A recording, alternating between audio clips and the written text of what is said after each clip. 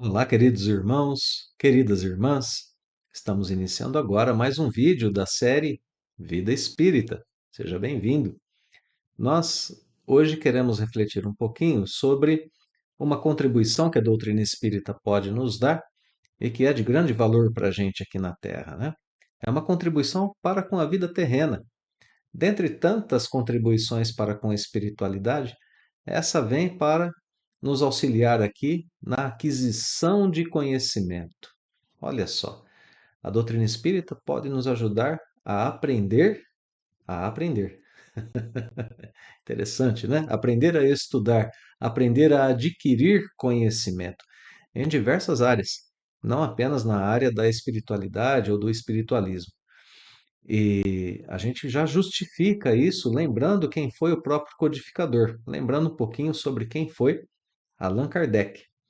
Allan Kardec era um homem que tinha profundos estudos, avançados estudos na área das ciências, da filosofia, era um pedagogo muito conhecido e respeitado em seu tempo, era um exímio tradutor com conhecimentos profundos sobre a língua alemã, uma pessoa que, para a gente ter uma ideia, né, teve grande influência na reforma do ensino, tanto na França quanto na Alemanha. Então vejam que era uma pessoa muito sábia, uma pessoa muito voltada à área do conhecimento. E em alguns pontos das obras básicas, ele vai colocando ali para a gente a- essas obras da doutrina espírita de modo que a gente percebe essa ação do pedagogo, né? Em alguns pontos não, perdão, né? Em todas as cinco obras básicas, que são muito bem estruturadas, que são muito bem construídas, contribuindo assim para a aquisição do conhecimento daquele que lê, daquele que estuda.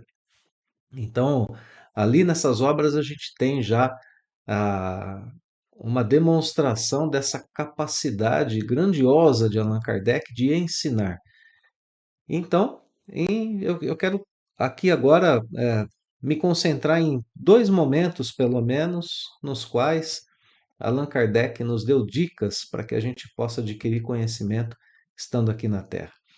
A primeira delas está no Livro dos Espíritos, no subitem 6 da Introdução ao Estudo da Doutrina Espírita, e é uma frase que Allan Kardec escreve ali. Ele escreve o seguinte: o homem que considera sua razão infalível está bem perto do erro. Olha o que ele escreve, né? O homem que considera sua razão infalível está bem perto do erro. E aqui a gente pode refletir um pouquinho. Quando eu considero a minha razão infalível, é óbvio que eu estou perto do erro. Porque quem de nós nunca se equivocou em um julgamento? Quem de nós jamais se equivocou ao elaborar uma ideia? Quem de nós? E a gente tem, muitas vezes, uma propensão a achar que a experiência vivida repetidas vezes já nos dá algo que é imutável. Ah, como assim, Totti? Eu não entendi isso. Bom, vamos pegar um exemplo simples, né?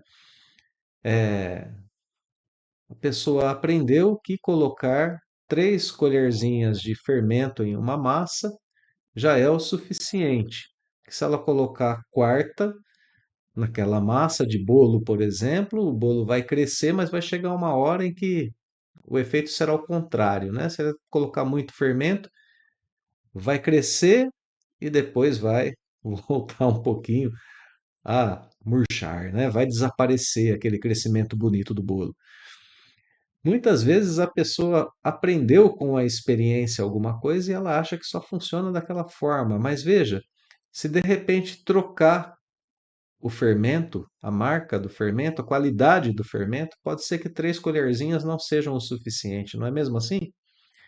E a gente aprende que talvez a mesma marca possa mudar a sua composição química e que 3 colherzinhas possam passar a ser demais para aquele bolo, não é?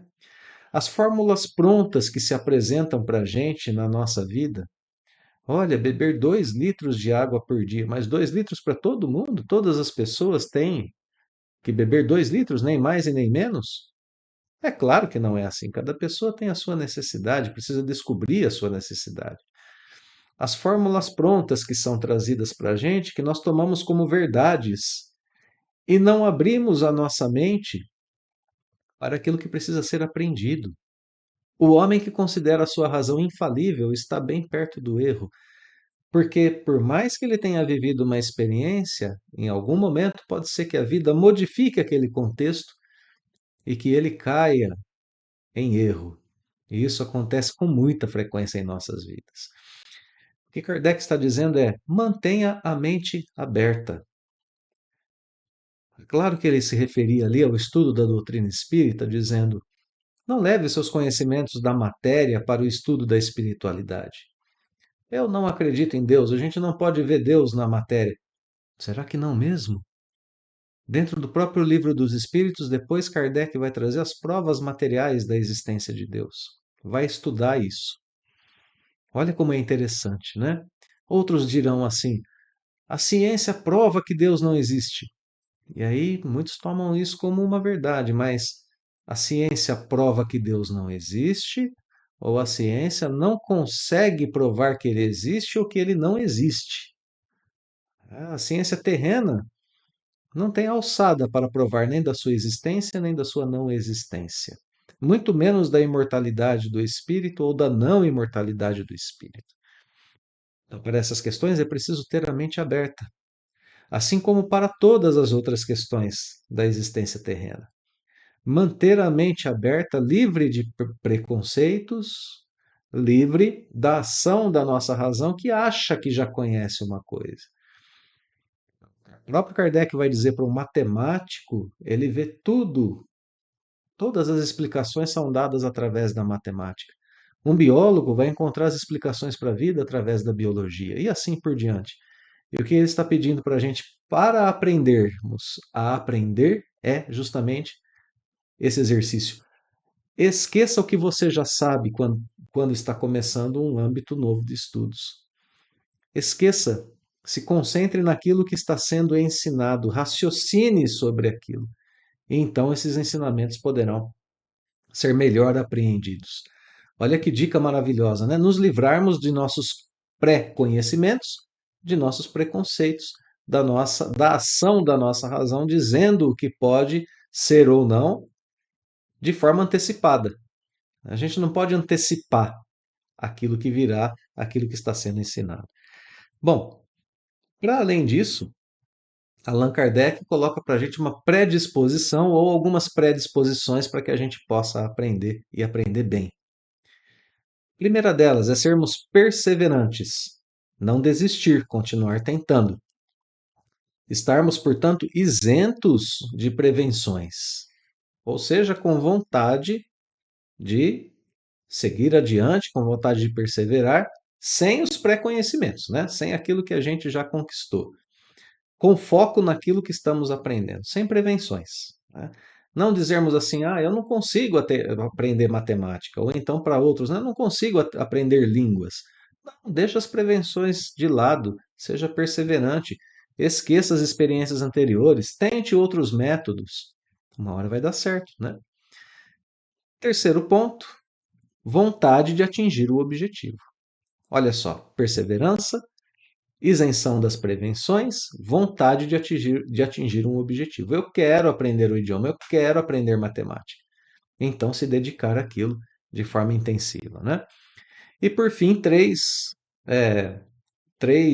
atitudes ou três virtudes para aquisição do conhecimento, que estão também no Livro dos Espíritos. Continuidade no estudo. Pegar um estudo que tem começo, meio e fim, um estudo que tenha encadeamento de ideias. Isso acontece e gera tal coisa que desencadeia um outro evento. Isso acontece porque houve antes um tal evento que aconteceu assim, assim, assim. Então, continuidade. Segundo ponto, regularidade. Não é estudar um pouquinho hoje e retomar o estudo daqui 2 meses. Não. É estudar regularmente, o máximo possível, sempre que a gente puder revisitar aquele conteúdo. E por último, o recolhimento, a concentração, a meditação, a reflexão sobre aquilo que se está estudando. Guardaram? Continuidade, regularidade e recolhimento. São virtudes que um estudante precisa ter para passar no vestibular, para absorver o conteúdo de uma prova, para estar pronto para um conhecimento qualquer. Lembramos do ensinamento de Jesus? O reino dos céus é para aqueles que se assemelham às crianças. E as crianças aprendem, reflitamos um pouco, fazendo uso de algumas dessas dicas que Allan Kardec nos deu, né?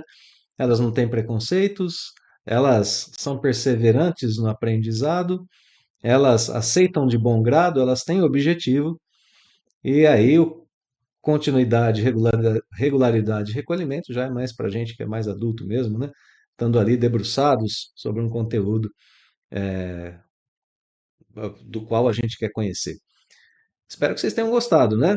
Dicas de Allan Kardec para estudar, para aprender a aprender. Um abraço, meus amigos. Muito obrigado pela companhia durante as reflexões. Nos vemos em breve em mais um estudo da série Vida Espírita. Até lá.